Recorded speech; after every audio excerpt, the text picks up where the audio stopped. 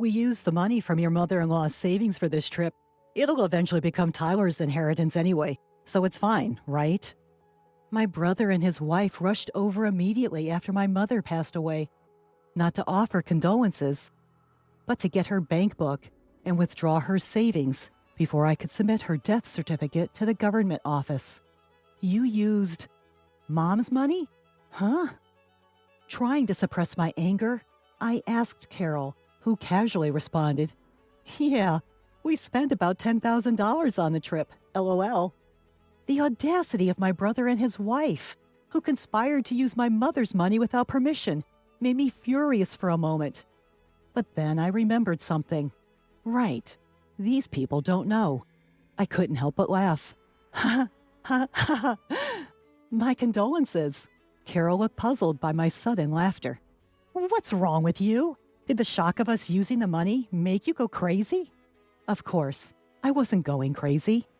I just couldn't help but laugh when I imagined the surprised faces of my brother and his wife when they found out the truth and their miserable fate. Their carefree days were probably numbered. I am Samantha, a very ordinary office worker, raised by kind parents. My parents were always good-natured, constantly thinking about what they could do for others. Their kindness sometimes led them to being deceived or burdened with unfair responsibilities, but I admired them nonetheless. However, my brother Tyler had a completely different personality. He was always calculating what was beneficial for him and acted accordingly. To him, our parents, who would go out of their way to help others, were incomprehensible. As Tyler grew up, his rebellion against our parents intensified. In high school, he began to demand more money from them, saying, "If you can afford to do something for others, you can give me more allowance." Despite accepting Tyler's personality, our parents never changed their beliefs. Their unwavering character only frustrated him more. Tyler's negative feelings towards our parents only grew stronger in college.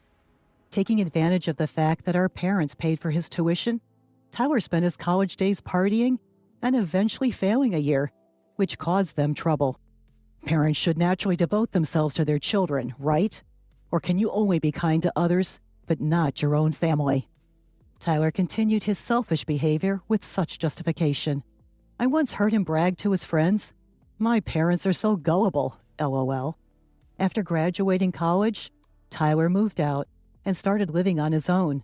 Although he left home without notice, he complained, "I can't live a decent life on my first paycheck," and kept coming back to our parents' house to get living expenses before returning to his own place. Our parents worried about him and kept giving him money as requested. When I got a job, I decided to support our parents financially in place of Tyler. Samantha, it's your hard-earned money, so you can use it however you like. Although my parents said this, I wanted to help them, so I continued to give them money as if it were their grocery expenses. This lifestyle continued for several years, and Tyler, who only showed up to ask for money, unusually invited me and our parents to a restaurant to talk. At the meeting place, a beautiful woman was sitting next to Tyler. "Dad, Mom, Samantha. Let me introduce you. This is my girlfriend, Carol." The woman introduced as Carol bowed her head slightly. "I've decided to marry Carol. We'll be busy preparing for our new life and the wedding, but I hope you'll support us." I thought support meant something like, "Please take care of Carol." But it seems my older brother had a completely different idea in his head. He asked our parents to pay for his wedding and new home. Knowing our parents' inability to say no when it comes to helping others, he skillfully persuaded them to cover all the expenses. Even after the wedding and the purchase of the new home, he continued to get money from them. Carol, his wife, became accustomed to this and started living more extravagantly. However, this lifestyle didn't last long. Our father's health deteriorated, and he was hospitalized. Even with insurance, hospital stays are expensive. To ensure our retired parents wouldn't struggle financially, I suggested to my brother that we both share the burden of the hospital bills. "I've been living at home and getting help from Mom and Dad, And you've received a lot of financial support from them too, right? This is the time to help them out. But my brother didn't agree. What? Why should I? It's Dad's fault for not taking care of his health. He neglected himself while helping others. That's his responsibility. After that, my brother stopped visiting our parents' house altogether. Neither he nor Carol visited our father even once while he was in the hospital. My mother and I desperately took care of him, but he passed away. Even when we informed them of our father's death, they didn't help with the funeral arrangements. They showed up briefly at the funeral, but didn't greet our relatives properly and left. Our relatives looked at them with disdain, but they probably didn't care.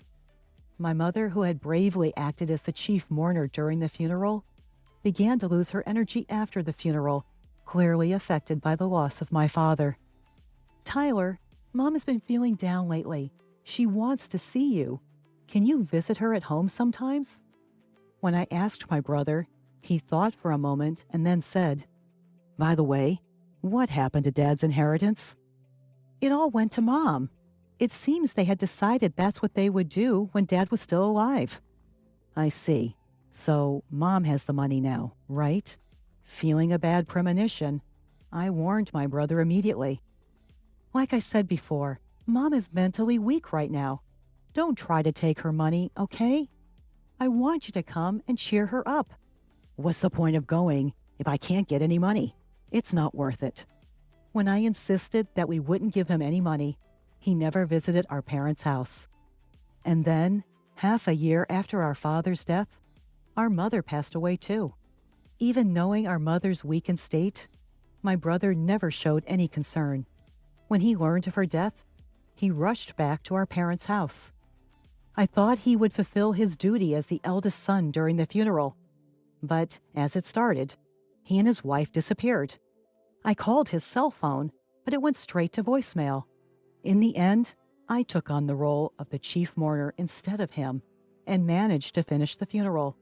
It was a few days later when I finally got in touch with my brother. "Ah, Samantha? This is Carol." When I called my brother's phone, Carol answered. "Tyler is busy with boarding procedures and can't answer the phone." "Boarding procedures?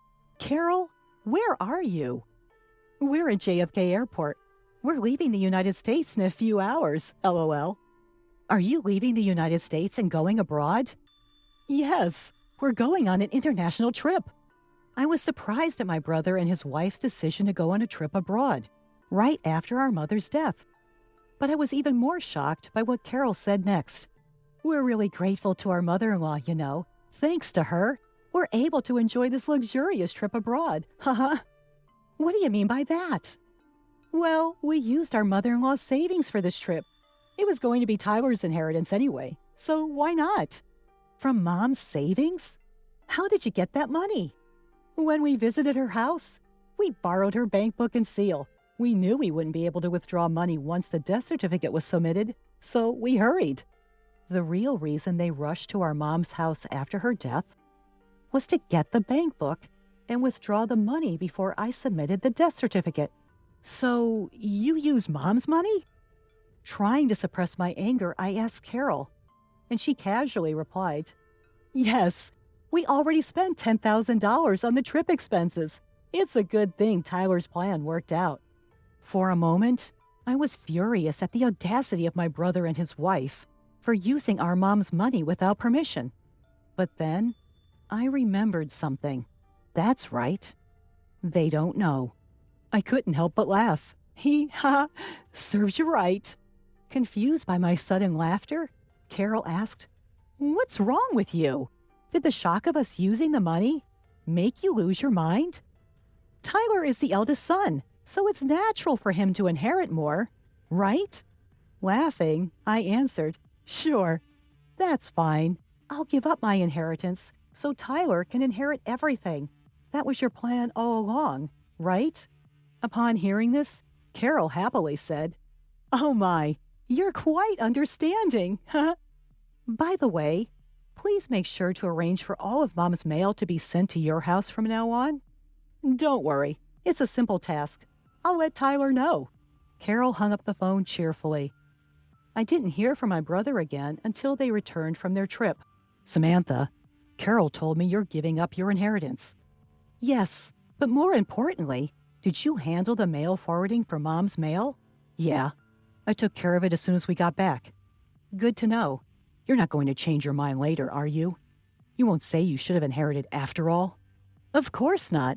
I still believe my decision was the right one.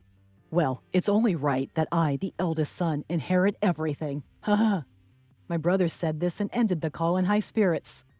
But a few weeks later, he called again, sounding panicked.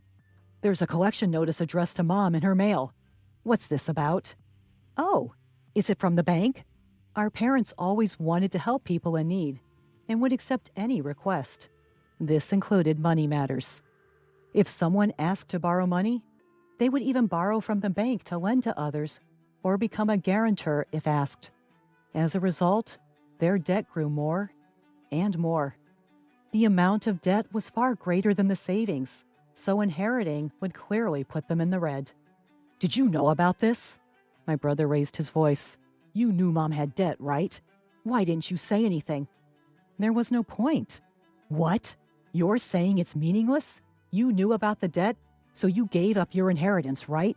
If I had known, I would have given it up too. That's impossible. Why the hell is it impossible? Tyler, you took money from Mom's bank account to go on vacation, didn't you? So what? What does that have to do with giving up the inheritance? It's a big deal. What you did is considered a simple acceptance of the inheritance. Simple? What does that mean? Explain it so I can understand. I explained to my brother that by withdrawing money from our deceased family member's account for his own use before the inheritance process, it was seen as a simple acceptance of the inheritance. I've never heard of such a thing. Of course not, huh? Not many people would even consider using a deceased family member's savings for their own selfish desires, so it doesn't come up in conversation. You're just making stuff up because you want the inheritance for yourself. I have a lawyer friend, you know. They'll find out if you're lying. My brother hung up the phone and apparently told his lawyer friend what I had said. He called back later, but his previous bravado was gone. Samantha, you were right. I can't give up the inheritance now, it seems. It appeared the lawyer had given him the same answer I did. Finally, my brother realized he had inherited the debt. He had always begged our parents for money, never knowing they were accumulating debt behind the scenes. It wouldn't be an exaggeration to say it was his own fault for contributing to the debt. Still, my brother desperately tried to find a way to avoid paying it back. He and his wife, Carol, probably didn't have much savings since they spent their earnings freely. It was clear they didn't have the means to pay back the debt. My brother tried to sweet-talk me. Hey, Samantha, our parents are gone, and it's just us siblings now, right? Isn't this the time to join forces? Join forces? What do you mean? I think we should work together to pay back our parents' debt. Now's the time to show our filial piety. So forget about the inheritance and help me pay back half the debt. I sighed heavily at my brother's selfish proposal, which was too little, too late. What are you talking about? When Dad was in the hospital, I said we should help our parents together, but you pushed me away. I was busy at the time. No matter how busy you were, you didn't visit Dad in the hospital even once. And you didn't support our grieving mother afterward. I don't want to hear the words filial piety from someone like you ever again. With nothing left to say, I left my brother hanging. Have you ever done anything for someone else, Tyler? I know you took advantage of our kind parents, but there's no one who will help someone who can't do anything for others, even if they're family. But if you don't help me, Carol and I can't pay back the debt by ourselves. Are you going to abandon your brother? We're family. When Dad was in the hospital, you abandoned him, saying it was his own fault for not managing his health. This time, using Mom's savings is your own fault. I regret that, okay? I've changed. Have you? I still think you're just desperate to reduce your own debt. And even if you've changed, the person you should apologize to is no longer in this world. It's too late. I cut off my brother and hung up the phone. I had no intention of helping him after all the trouble he had caused our parents throughout the years. Afterwards, burdened with debt and unable to live the carefree life they once had, Tyler and Carol's relationship quickly turned sour. However, living separately would only cost more money. Unable to afford even the moving expenses, Tyler and Carol had no choice but to continue their married life together, bickering all the while. At first, they tried to save money and pay off the debt little by little from their salaries, but it didn't last long. Neither Tyler nor Carol could forget their luxurious lifestyle, and they would secretly spend money behind each other's backs, causing their debt to never decrease. As a result, they blamed each other for their inability to reduce the debt, further damaging their relationship. Their marriage continued to crumble in this vicious cycle. On the other hand, I finally found the time to properly mourn our parents. I remembered how, during our parents' funeral, countless attendees tearfully expressed their gratitude for the help our parents had provided them when they were in need. Realizing how many people our parents had helped made me feel even more proud of them. It was ironic that my brother, who had never shown any gratitude and had always caused trouble for our parents, ended up shouldering the debt that resulted from their acts of kindness. Even though they were drowning in debt, I still admired our parents for never giving up on helping others. With these thoughts in mind, I continued to pay my respects to our parents at the family altar every day.